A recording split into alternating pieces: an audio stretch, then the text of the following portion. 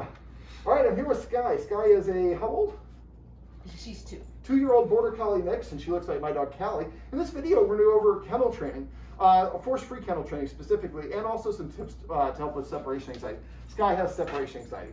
She has gone through several kennels. She has broken teeth off trying to escape kennels, so she has a pretty extreme case of separation anxiety. And you can see her guardians have created a bigger enclosure. We call this a long-term confinement area. This is better than a kennel. Now this is a little bit bigger than a kennel, but it's got plenty of room. Now I'm going to be using a marker word of yes. Yes. There we go. Yes is to indicate when the dog did something I want. So yes, and then she gets a treat. It's always followed by a treat. And so what I want her to do is the first stage of this is really just having the dog practice going in and out. Yes, the kennel. I'm saying yes when she steps in the kennel. Now the guardians have already done this. She doesn't have any problems with it, but it's the first step you need to do. Okay, the second step is once we get it in there, is I want the dog to linger in there. And the guardians have also worked on this one. And you can see she's staying in there, and she's fine with her guardian being in here as long as her guardians are in the room. But that's something we need to help the dog practice. What a lot of us don't think about is when we put the dog in the kennel, the only time we put you in the kennel and leave the room is when we're actually going to go out and ride horses or go to a concert or for dinner or whatever it is. So being put in here and the door closing actually represents being abandoned. Now, the guardians have done a good job of helping her practice being in here, but sounds like the one step they haven't practiced is the departure ritual, which we're going to go through in a sec. So the first yes, she sat down on her own. I didn't ask her to sit. When she did, I said yes, and then I provided a retreat. Now, does she need to sit? No. But if a dog, for me, I identify how comfortable a dog is by how many moves they have to go through to start running. If you're standing, it's a straight into a run. If you're SITing, that's 1 step. Laying down, 2 steps, 3 steps. So for a dog to SIT voluntarily or lay down is an indicator the dog feels comfortable and relaxed. Also self-grooming. If you're worried about getting mugged, you don't scratch your nose or check your hair. And she comes out, and I just throw another treat in right away. So you want to keep on doing this until the first stage is just having the dog practice going in and out until it goes in with no hesitation whatsoever. You don't go to the next stage until you can achieve that. Now we got to get her hydration in. It's wintertime in Nebraska, so it's dry air. All right, so the next step we're going to do is I'm going to start actually closing the door, and I want closing the door to be a positive thing. So I'm going to ask her to sit. You don't have to ask her to sit. I'm just doing that for the purposes for this. So I'm going to close it a little bit. Yes. Sit. Yes. And little things like this can be something we don't even think about. Yes. But she is sound sensitive, and that could be an indication of a component of cortisol, the stress hormone. Let's see if you can figure out what I want. Yes. That was very good. I'm glad that you're a mind reader. All right, so we'll throw another one in. So what I want to do is I want her to see it, sit.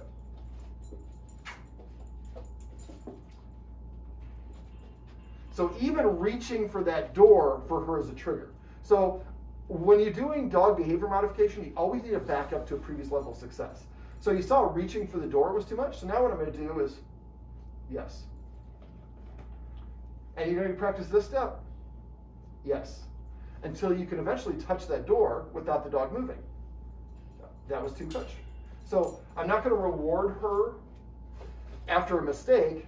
I might put her in there and I might reward her with a pet. I'm not going to reward her with otherwise getting up and coming out is why I get the treat. So again, I reach for a little bit. Yes. Yes. So what I'm saying yes for is sitting in place. Yes. Now I'm touching it. Yes. And don't take progress for granted. Sometimes you have to back up and move and go to a previous stage. That's okay. And when you're doing this, at any point, if the dog wants to escape, go out of the kennel, let him. Don't block it. You'll make your dog not want to do it because it feels trapped. All right. So now you're a little bit close, so let's move you a little bit further in. There you go. Yes. Sit. I should have said yes there, shouldn't I? Mm-hmm. Yes. So she seems a little bit relaxed, so now I can start adding some movement. Yes. But you see, I'm only doing a little bit, and again, I would normally not I would recommend you have the key there. I know it's convenient, just put it right here. That's okay for now, but yes, in the future. Because again, that becomes almost like a cue that the door's about to close. I hear the jingle. Yes. So I'm not going to go through all these steps. I'm going to kind of go through the whole deal. So to do it all at one take would be a really long video. All right, so the next stage, eventually we're going to get to the point where we can close it all the way. And when you're doing this, you want to make sure we're going to give a copious amount of treats. So when you're doing this, that's the other thing. Don't be afraid to skip a meal or use your dog's meal time for this. So what I'm going to do is I'm going to go further in. Yes. Sit. And normally, she might get up. I'm going to continue, but normally if she gets up, that's why I use the sit. If I put the dog in sit and it gets up, it's saying I'm uncomfortable with whatever you're doing. It's actually an element of cooperative care.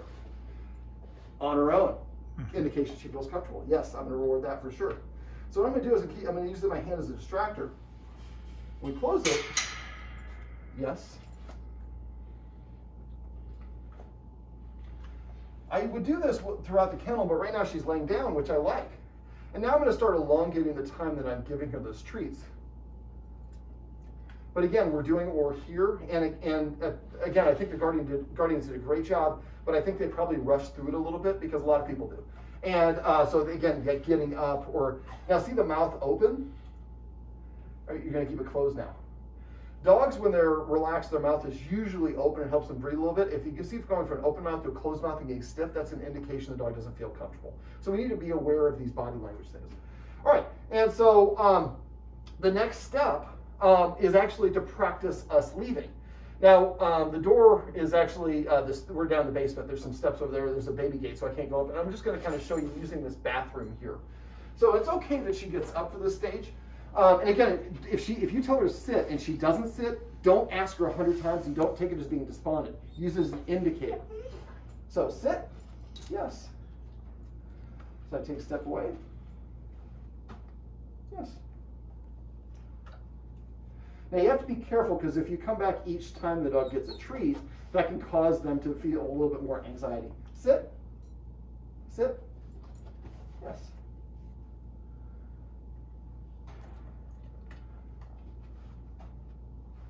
Yes.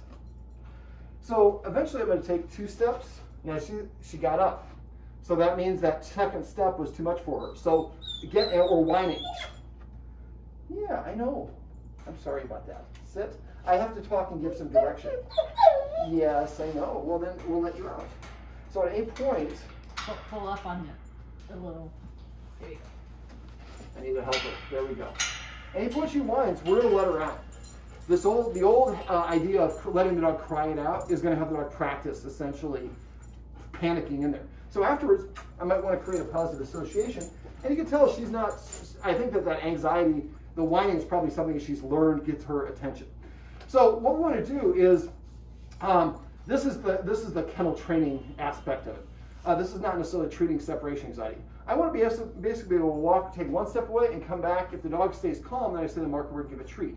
I do that a couple times, and don't always just move this way. Sometimes move that way, sometimes move this way. So the dog gets used to us moving in different directions. And when eventually you can move any direction, then you take 2 steps. Now, first when I do it, I'm usually like 1, I think going back, and then eventually 1, 2. But when I get past 2 steps, I like to actually turn my back to the dog. That's what I'm going to do. So I might just go ahead, sit, sit, wait, like that. Now I didn't close the door there because that's not the step we're at. So the idea is eventually you go out of the dog's line of sight. Now in this room, there is a post, and you don't have to pan the room, but there's a post here. There's areas where you can go and get beyond the dog's line of sight. The dog knows you're there, can still hear you, can smell you, but it doesn't visually see you. And this is where we start to transition into the separation anxiety element of things. Dogs that have separation anxiety essentially go into panic attack when left alone. And it's for lack of practice of being alone. When she was allowed upstairs, did you have a dog bed or is she allowed on the furniture? She's not allowed on any furniture. Okay. Do you have a dog bed upstairs? We did. Okay.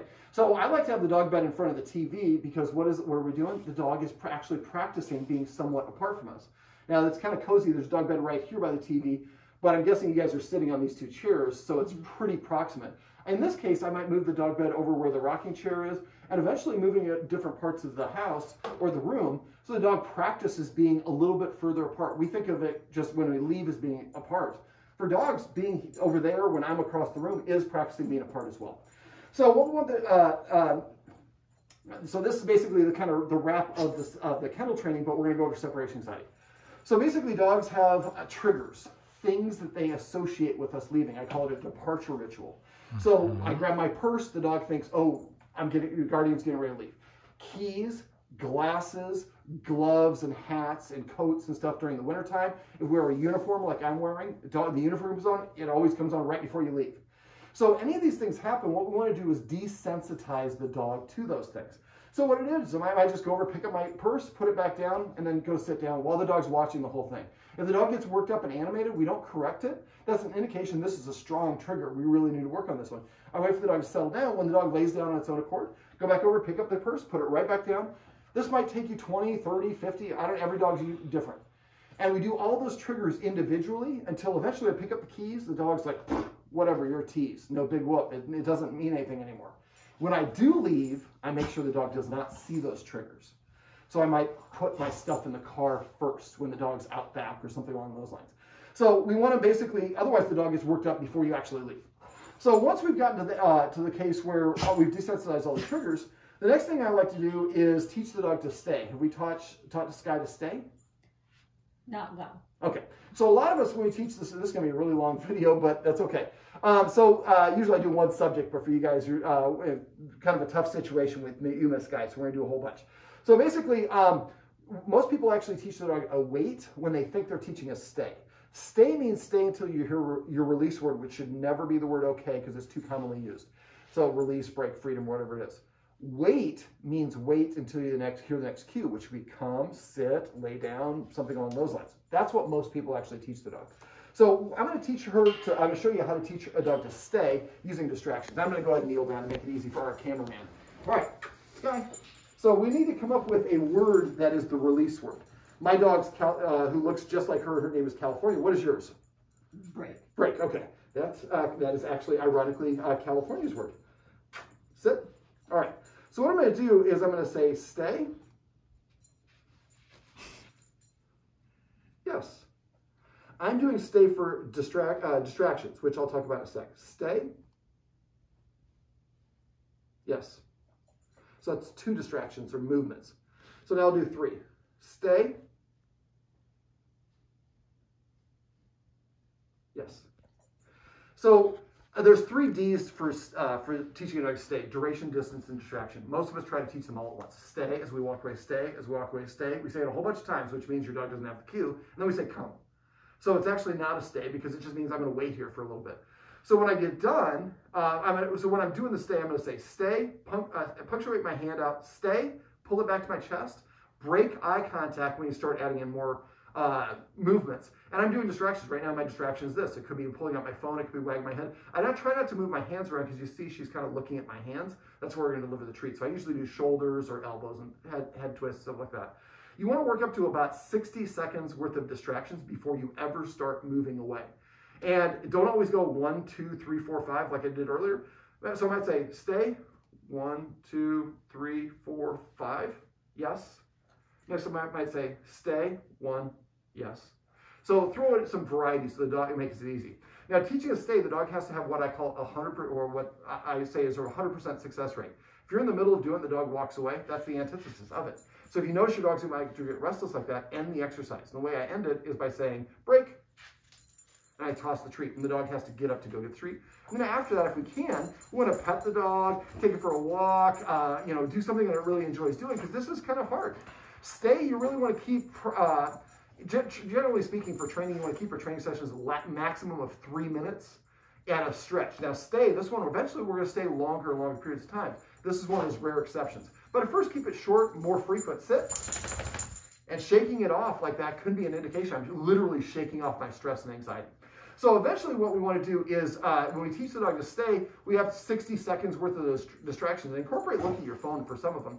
And then when we get done, we toss the treat. So we're not doing stay, toss the treat each time. Stay, and I might practice 3 times or 5 times or 7 times. Then when I get done, I throw that. When we get to the point where we actually start adding distance, you want to make sure that you're about from your kennel to your back door in terms of distance before we start disappearing. So at that stage, it's going to go, and I have to stand up for this one. So let's see, have me get up, sit, stay, yes. So the first time you move it and come back right away. And eventually, after you do a couple of those successful at 1 step, then take 2 steps, 3 steps. When you turn your back on your dog, it gets harder. That's why earlier I mentioned when you're doing this, when you're just right face to face, you're breaking eye contact. Otherwise, as soon as you break eye contact, the dog thinks we're done and freaks out and runs away.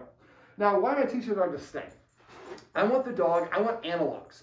So if a dog has a problem with something, I break it down into small steps like we did for yours. Step 1 is going in the kennel. Step 2 is closing the door. 3 is jiggling the handle. 4 is closing the door and walking away. So we break it up, and if that step was too much, then we break it to a half step. Always back up. So for stay, what we want to do for separation anxiety is we're going to use the stay to help her practice being in a room alone while we're still in the house, or in the kennel in this case. Well, we're not in the kennel. You don't put your guardians in a kennel. But the dog's in the kennel, and we're eventually going to be walking away. So eventually, since she hangs out here, stay. We walk all the way up the stairs. Now, the first time that you move out of sight should be probably where you're having her stay, maybe on our dog bed, or we're walking back this way, and we step out of sight for like literally a half a second, because that's really hard. So stay half a second, and then come right all the way back, say the mark word, give her the treat. And then eventually we stay out of sight for 2 seconds, 3 seconds, 4 seconds. She's practicing being in a room without being to visually see her guardians, but she can hear them, smell them, and she knows they're there. And since we already did 60 seconds of this stuff, she's already knows what this game is, and she gets a treat every time at the end of it. Eventually, and we're not going to put our dog into a stay when we leave the house. We're going to put her in a stay while eventually we go upstairs and watch a TV program, and then come back and release her. Put her in a stay while we go and eat dinner, or whatever it is. Eventually have some friends over. And so she's staying, but she knows that you're here, so she doesn't have a reason to freak out. And then the last stage is, and this is something I can't really describe, I'm just going to describe verbally because I can't do it because we're not at the door. Eventually what we do is like when she's hanging out in your living room, we just basically get up and walk out the door and close the door behind us, turn around and walk back in, close the door, and just sit back down. No treat for this re-arrival. We don't want to make us arriving back into a big thing because that can actually make separation anxiety worse. So we want to make it very nonchalant. Every once in a while, you just pick up and you walk out the door, but you always come back. And we do it at a time when we've exercised our dog first. Our dog is nice and relaxed and comfortable and not pent up and full of energy, or the kids, or there's construction going on. All those things are going to be triggers and cause the dog to be a little bit more anxious. So eventually we get to the point where she's, yes, you are such a good looking girl. I'm a little biased since my dog looks just like you. And she used to be as thin as you are, so did I. But eventually we want to get to the point where the dog is okay and comfortable and practice leaving alone. And eventually she's staying down here by herself without being put in a stay. And she's comfortable with that. Now, yes, I can't reward this sort of thing, so I'm just going to ignore. Now, one last little thing that we can do for the kennel that I forgot, leaving treats in here. Finding new toys should be in here. The guardian's already feeding her in here. But I would also, you can take a bully stick. If this is a bully stick, you can drill a hole through the back of the bully stick, take a zip tie and zip it to the low part of the kennel right here against one of these things by her dog bed. The only place I can chew this is in the kennel. So I'm another reason to go in the kennel and have good positive things happen. And every once in a while, just come down here and just throw a treat in, close the door, treats to the side, open it up, and after a while, if you do this right, you'll open the door, she'll just stay, close the door, let's keep on doing the treat through the side thing. But again, go step by step, make sure you're doing it at your dog's pace. If your dog whines, whimpers, even gets up as we talked about earlier, that's an indication I'm uncomfortable. We back up to a previous level of success, practice that one over and over again until the dog feels comfortable, and only then do we go to the next step. This guy, I have a treat right here for you. Let's come over here. Sit. It's right here. I need to sit though. This is my buddy Skye, and these are some tips on force-free kennel training, as well as some tips to help you if your dog has separation anxiety.